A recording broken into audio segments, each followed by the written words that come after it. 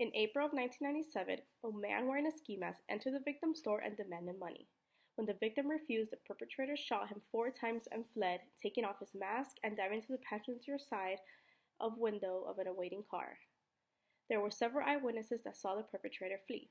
One witness was in her car and watched the perpetrator run from the store, fire shots in her direction, and leap into the car. When she was later showed a photographic array, she tentatively identified Ryan Matthews as the assailant. By the time of trial, she was sure that Matthews was the gunman. 2 other witnesses in the same car watched as the perpetrator shed his mask, gloves, and shirt as he fled. The driver claimed to have seen the perpetrator's face in his rearview mirror while he was being shot and trying to block the escape. This witness and his passenger were brought in to show up hours later after the crime had happened. The driver identified Ryan Matthews, however, his passenger was unable to make the identification. Ryan Matthews and Travis Hayes, both 17 at the time, were stopped several hours after the crime because their car that they were riding in resembled the description of the getaway car. They were arrested and Hayes was questioned for over 6 hours. In his initial statements to investigators, Hayes claimed that he and Matthews were not in the area when the crime occurred. However, he stated that Matthews went into the store, shots went off, and Matthews ran out and got into the car. Both boys were described as borderline mentally retarded. In 1998, based mainly on their identification, Hayes was convicted of second-degree murder and sentenced to life.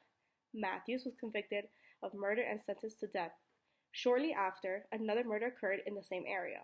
A local resident, Rondo Love, was arrested and pled guilty. DNA test results from the second murder were compared to the results from the Matthews conviction, indicating that Love had been wearing the mask that was left behind in the victim's murder. Testing the mask, gloves, and shirt had already excluded Matthews and Hayes, but these results became conclusive after Love's profile was included. Matthews was released on June 2004, and in August 2004, prosecutors asked the court to lift the bond and vacate the conviction. December 19, 2006, Hayes was released from prison when his conviction was set aside. Prosecutors had 30 days to retry Hayes, but decided to drop all charges against him. One of the first problems that arose with this case is eyewitness misidentification. It is known that eyewitness identification plays a huge role when solving a case. In this particular case, 2 of the eyewitnesses who were in the same car saw the perpetrator shed his mask, gloves, and shirt as he fled. One of the witnesses claims that he saw the perpetrator face through his rearview mirror. In addition, the 2 were brought in hours after the incident had already happened. Duration plays a huge role here. According to an article by Carla Stencil, the length of time a witness views a perpetrator correlated with the likelihood of the witness accurately identifying the perpetrator. In addition, when a witness views a perpetrator for a long period of time, it is higher of a likelihood that the witness can accurately identify the perpetrator, as opposed to a witness who had viewed the perpetrator for a shorter period of time. Furthermore, when the witness saw the perpetrator for less than 60 seconds, there was a higher chance that the witness was not able to identify the perpetrator. With this being said, there is no known time and duration the witness looked at the perpetrator, which could have caused him to misidentify Matthews as the gunman. In Chapter 6 of our textbook, we take a look at witness confidence. The book states that a reason why confidence is sometimes a misleading indicator of accuracy is that confidence is likely to increase over time.